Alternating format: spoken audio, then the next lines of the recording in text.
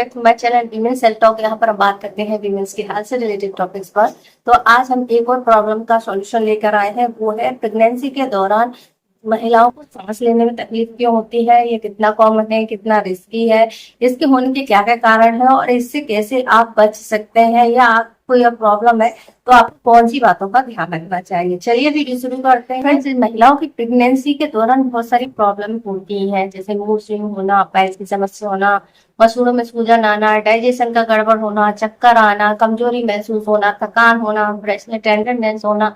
इस तरह की बहुत सारी दिक्कतें महिलाओं को होती है। लेकिन अगर आपको सांस लेने में भी तकलीफ हो रही है तो इतना कॉमन नहीं होता। अगर इसकी रेशो की बात करें तो 60-70% महिलाएं होती हैं जिन्हें अपनी पूरी प्रेगनेंसी टाइम में कभी ना कभी ये प्रॉब्लम फेस करनी पड़ती है, और बहुत सारी महिलाएं होती है जिन्हें इसका पता भी नहीं चलता। तो अब हम बात करते हैं ये दिक्कत होती क्यों है और ये कितना गंभीर है। फ्रेंड्स, इसका डिपेंड करता है कि आपको ये दिक्कत किस ट्राइमेस्टर में हो रही है। अगर आपको ये फर्स्ट ट्राइमेस्टर में हो रही है तो ये बहुत ही कॉमन है और बहुत सारे लोगों को इसका पता चलता है और बहुत सारी प्रॉब्लम होती भी है महिलाओं को। जैसे कि मॉर्निंग सिकनेस होती है, उसी तरीके से ये भी एक कॉमन प्रॉब्लम है। अगर आपको ये थर्ड ट्राइमेस्टर में हो रही है तो भी नॉर्मल, लेकिन अगर आपको फर्स्ट ट्राइमेस्टर के बाद भी ये प्रॉब्लम बनी रहती है तो ये नॉर्मल नहीं है, इसके होने के और भी दूसरे कारण होते हैं।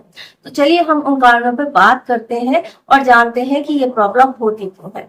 तो फ्रेंड्स, अगर हम बात करें कि फर्स्ट ट्राइमेस्टर में आपको सांस लेने में तकलीफ, या फिर आपको सांस सही से नहीं आ रही है, या आप थोड़ा बहुत चलते फिरते हैं या जीने चढ़ते हैं तो आपकी सांस उखड़ने लगती है, तो ये प्रेगनेंसी के दौरान क्यों होता है। इसका कारण यह है कि जब आपकी प्रेगनेंसी ठहरती है उसके दौरान आपके हार्मोन्स का लेवल बढ़ता है, जिसमें एस्ट्रोजन और प्रोजेस्टेरोन हार्मोन जो है इसका लेवल बढ़ने के कारण से आपके ब्लड वेसल्स है वो चौड़े हो जाते हैं, और इसके कारण से जो है ऑक्सीजन की सप्लाई पूरी तरीके से नहीं हो पाती है और आपको ये दिक्कत होती है। दूसरा कारण होता है कि जब आप प्रेग्नेंट हो जाते हैं तो आपका ब्लड सर्कुलेशन जो है तेज होता है, गर्भाशय होता है, और इसी का कारण से आपको ज्यादा ऑक्सीजन की जरूरत पड़ती है, जैसे कि आपके बेबी को भी चाहिए और आपको भी चाहिए, तो आप गहरी गहरी सांसें लेने लगते हैं और इस आपूर्ति के लिए जरूरी होता है, इसलिए आपको ये दिक्कत होती है। नेक्स्ट होता है जिन लोगों को एनीमिया की शिकायत होती है, यानी कि खून की कमी होती है, तो खून के द्वारा ही हमारी ऑक्सीजन सारी बॉडी पार्ट्स में सप्लाई होती है। तो प्रेगनेंसी के दौरान अक्सर महिलाओं को जो है एनीमिया की या खून की कमी की शिकायत देखने को मिलती है, तो इसके कारण से भी ये दिक्कत होती है, महिलाओं को सांस लेने में तकलीफ होती है। तो ये फर्स्ट ट्राइमेस्टर में ही ज्यादातर पता चलता है। लेकिन अगर आपको ये दिक्कत फर्स्ट ट्राइमेस्टर के बाद भी बनी रहती है तो इसके और क्या कारण होते हैं। तो इसमें कुछ तो कॉमन कारण होते हैं जो कि आपके फिजियोलॉजिकल होते हैं और दूसरे होते हैं पैथोलॉजिकल। तो फिजियोलॉजिकल कारण तो हो सकते हैं जैसे कि आपका शरीर कमजोर है, आपको पर्याप्त मात्रा में पोषण नहीं मिल रहा है, या फिर आपकी बॉडी में खून की कमी है, तो ये फिजियोलॉजिकल जो है कारण में आएगा। यूट्रस का बढ़ना, तो ये क्या होता है, ये नेचुरल प्रोसेस होती है। जैसे ही आपका फर्स्ट ट्राइमेस्टर होता है तो खत्म होता है, उसके बाद जो है यूट्रस आपका जो भी आपके पेल्विक एरिया में होता है वो उससे ऊपर आ जाते हैं, पेट के हिस्से में आने लगता है। और जब जैसे जैसे ये एरिया बढ़ता है तो हमारे जो फेफड़े होते हैं, जो डायफ्राम होता है, उस पर प्रेशर पड़ने लगता है, क्योंकि यूट्रस का साइज बढ़ रहा है, जिसके कारण से आपके जो है फेफड़ों पर दबाव पड़ता है या डायफ्राम पर दबाव पड़ता है, जो कि अंदर स्पंज की तरह होते हैं, और जो हम ऑक्सीजन लेते हैं उनके द्वारा ये फैलते हैं और सिकुड़ते हैं। तो जैसे जैसे आपका यूट्रस जो है डायफ्राम पर दबाव पड़ता है, बच्चा बढ़ता है या गर्भाशय बढ़ता है, तो इस पर दबाव पड़ता है और इसकी वजह से ही ऊपर की तरफ दबते हैं, जिसके कारण से आपको पूरी ऑक्सीजन नहीं मिलती और आपको ये महसूस होता है। इसके अलावा होता है तनाव। महिलाएं अक्सर प्रेगनेंसी में टेंशन लेती हैं, या कई लोगों को आदत ही होती है ओवर थिंकिंग की, तो उनको बहुत सारी चिंताएं होती है प्रेगनेंसी के दौरान। उनको दिमाग में यही चलता रहता है हमारा बच्चा ठीक तो है, मूवमेंट सही तो है, कैसा होगा, ग्रोथ सही है, कोई प्रॉब्लम तो नहीं होगी। इस तरह की एंजाइटी के कारण से भी जो है सांस लेने में तकलीफ होने लगती है, जो कि एक नॉर्मल इंसान होता है उसको भी ये समस्या सेम होती है अगर उसको एंजाइटी होती है।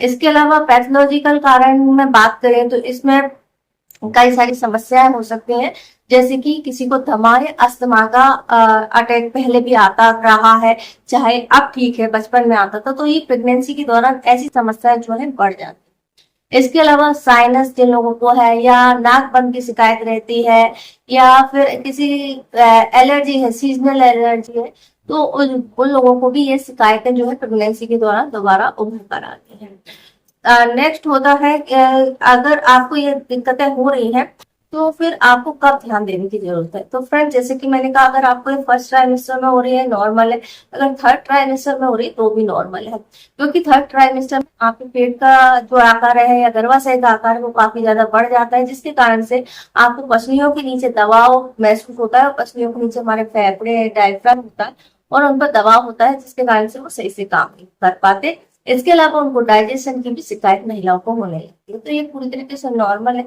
अब ये इससे रिलीफ कैसे मिलेगा और इसके लिए आप क्या कर सकते हैं।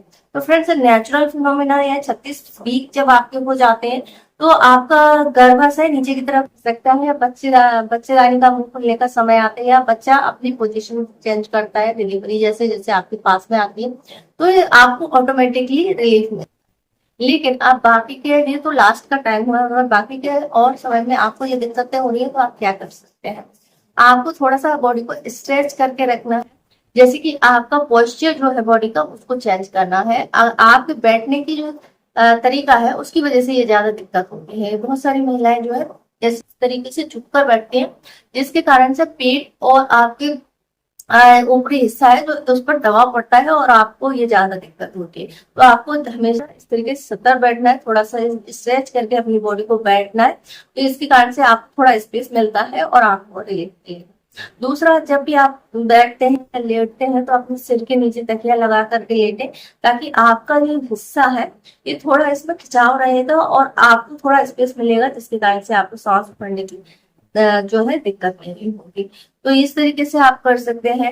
और नेचुरली तरीके से, जिसमें मैंने बताया कि हॉर्मोन्स का लेवल डिलीवरी के बाद अपने आप कम हो जाता है, तो ये दिक्कत ऑटोमेटिकली खत्म हो जाती है। लेकिन अगर आपको अस्थमा है या सांस से जुड़ी हुई कोई दूसरी बीमारी है, ब्रोंकाइटिस है या साइनस है, तो इसके लिए आप अपने डॉक्टर को जरूर बताएं कि आपको ये प्रॉब्लम पहले भी थी और अभी भी अब वो बढ़कर या उभर कर सामने आ रही है, तो उसके लिए थोड़े से मेडिकल ट्रीटमेंट आपको दिए जाएंगे। आई होप आपको जानकारी पसंद आई होगी। जानकारी पसंद आए तो वीडियो को लाइक करें, शेयर करें, हमारे चैनल को सब्सक्राइब करें। इससे जुड़ा हुआ कोई क्वेश्चन है तो आप हमसे पूछ सकते हैं, इंस्टाग्राम को फॉलो कर सकते हैं। वीडियो देखने को बहुत धन्यवाद।